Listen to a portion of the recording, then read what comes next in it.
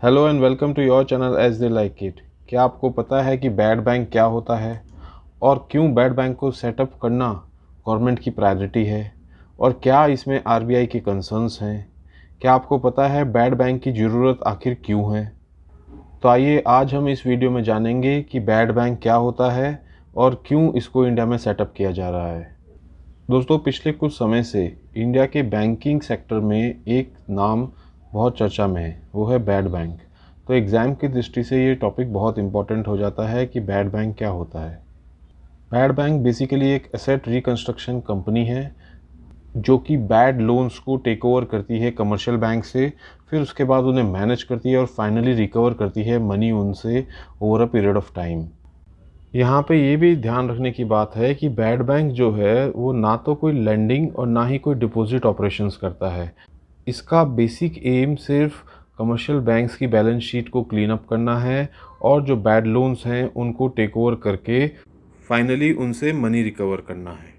ये जो bad loans का टेक ओवर किया जाता है ये जनरली बुक वैल्यू जो होती है लोन की उससे कम पे किया जाता है और उसके बाद बैड बैंक जो है वो ट्राई करता है एज मच एज पॉसिबल उस मनी को रिकवर करना।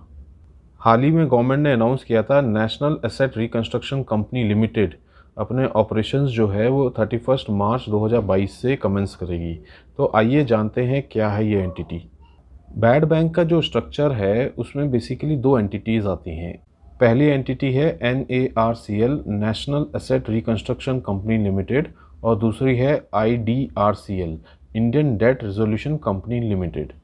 NARCL जो है वो बेसिकली NPAs को एक्वायर और एग्रीगेट करेगी बैंक से और IDRCL जो है ये जो है डेट रेजोल्यूशन प्रोसेस को हैंडल करेगी। और एक मोस्ट इम्पॉर्टेंट बात, जो NARCL है और IDRCL है ये दोनों प्रिंसिपल एजेंट प्रिंसिपल पर वर्क करेंगी। NARCL को IDRCL जो है वो असिस्ट करेगी। NARCL जो है इसको सेटअप किया गया है और इसको लाइसेंस दिया गया है for conducting business as asset reconstruction company. और NARCL जो है वो स्ट्रेस्ड एसेट्स को कमर्शियल बैंक से एक्वायर करेगी। पब्लिक सेक्टर बैंक्स जो हैं वो NARCL में 51% ओनरशिप मेंटेन करेंगे।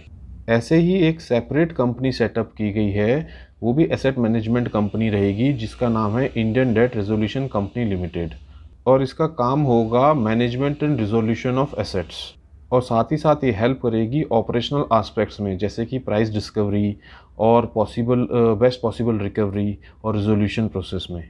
IDRCL में 51% स्टेक जो है प्राइवेट सेक्टर बैंक्स का होगा। तो ध्यान देने वाली बात यह है कि NARCL जो है वो मेजॉरिटी उसमें पब्लिक सेक्टर बैंक्स की है और IDRCL में मेजॉरिटी जो है प्राइवेट सेक्टर फाइनेंशियल इंस्टीट्यूशंस की है।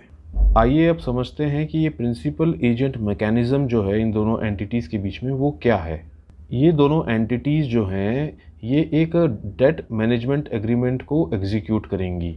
ये एग्रीमेंट जो होगा ये प्रिंसिपल एजेंट बेसिस पे होगा, जिसका मतलब ये है कि फाइनल अप्रूवल और ओनरशिप फॉर द रेजोल्यूशन जो है वो NARCL के पास रहेगी क्योंकि NARCL जो है प्रिंसिपल है। वहीं IDRCL जो है वो बेसिकली एक एजेंट है प्रिंसिपल का in the debt resolution process. आइए अब समझते हैं कि इसमें गवर्नमेंट की क्या गारंटी रहेगी। NARCL जो है वो बैड लोन्स को परचेज करेगी इन 15:85 स्ट्रक्चर, जिसका मतलब ये है कि 15% ऑफ द सेल कंसिडरेशन को तो ये कैश में दे देगी बैंक को और बाकी 85% के लिए ये सिक्योरिटी रिसिप्ट्स को इशू करेगी और ये सिक्योरिटी रिसिप्ट जो होंगी इसकी गारंटी है गवर्नमेंट की। इस गवर्नमेंट गारंटी से जो गैप है face value of the security receipt और realised value of the assets, इन दोनों के बीच का जो गैप है वो कवर हो पाएगा। गवर्नमेंट ने अनाउंस किया है कि वो 5 ईयर गारंटी देगी एंड अप टू 30,600 करोड़ की ऑन सिक्योरिटी रिसिप्ट जो कि NARCL जो है इशू करेगी ऑन ट्रांसफ़र ऑफ NPAs। और इस कारण से बैंक्स का जो कंसर्न है रिगार्डिंग इंक्रीमेंटल प्रोविजनिंग वो भी एड्रेस होगा। गवर्नमेंट गारंटी होने से सिक्योरिटी रिसिप्ट्स की वैल्यू भी जो है वो इम्प्रूव होगी, साथ ही साथ उनकी लिक्विडिटी और ट्रेडेबिलिटी भी बढ़ सकेगी। आइए अब समझते हैं कि ये जो डुअल स्ट्रक्चर है इसकी फंक्शनिंग कैसे होगी। सबसे पहले NARCL जो है वो परचेज़ करेगा बैड लोन को फ्रॉम द बैंक्स, और ये परचेज़ जैसे कि हमने आपको पहले भी बताया था फेस वैल्यू से कम पे होती है। अब जो NARCL ने बैड लोन ख़रीदा है उसका 15% जो है वो कमर्शियल बैंक को कैश में दे देगी और 85% के लिए सिक्योरिटी रिसिप्ट जो है उसको इशू करेगी। इसके बाद जो ये NPAs एक्वायर किए गए हैं इनको बेचा जाएगा और इसको बेचने में IDRCL का रोल आ जाएगा, और इनको बेच के जो पैसा मिलेगा उससे कमर्शियल बैंक को बाकी जो उनका शेयर था वो पे कर दिया जाएगा। अब मान लीजिए कि अगर जो बैड बैंक है वो ये बैड लोन को बेच ही नहीं पाता है और उसको ऐसे बेचता है कि उसको लॉस में बेचना पड़ता है, तब गवर्नमेंट की गारंटी जो है वहाँ पे इन्वोक की जाएगी। कहने का मतलब ये है कि कमर्शियल बैंक को जो मिलना चाहिए था और जो बैड बैंक ने उसको बेचा NPA को, उसके बाद जो उसे पैसा मिल पाया, अगर वो उससे कम रहा तो ये गारंटी इन्वोक होगी और ये पैसा जो है गवर्नमेंट के 30,600 करोड़ रुपीस जो गवर्नमेंट ने गारंटी दी है उसमें से रिकवर किया जाएगा। आइए अब समझ लेते हैं कि बैड बैंक के फ़ायदे क्या हैं। सबसे पहला फ़ायदा तो कमर्शियल बैंक को है, क्योंकि उनके ऊपर NPAs का बहुत प्रेशर रहता है जिसके कारण उनकी बैलेंस शीट्स जो हैं वो स्ट्रेस्ड रहती हैं।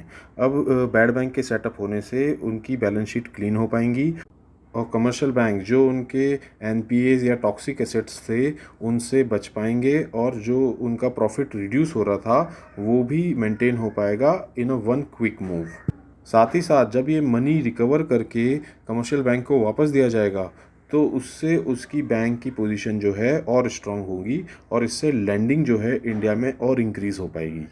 वहीं बैड बैंक का दूसरा मेन फ़ायदा ये है कि जो टैक्स पेयर है, जब गवर्नमेंट कभी भी NPAs को राइट ऑफ करती है या रिकैपिटलाइज करती है बैंक्स को पैसा देकर, तो वो बेसिकली टैक्स पेयर्स के पैसे से ही होता है।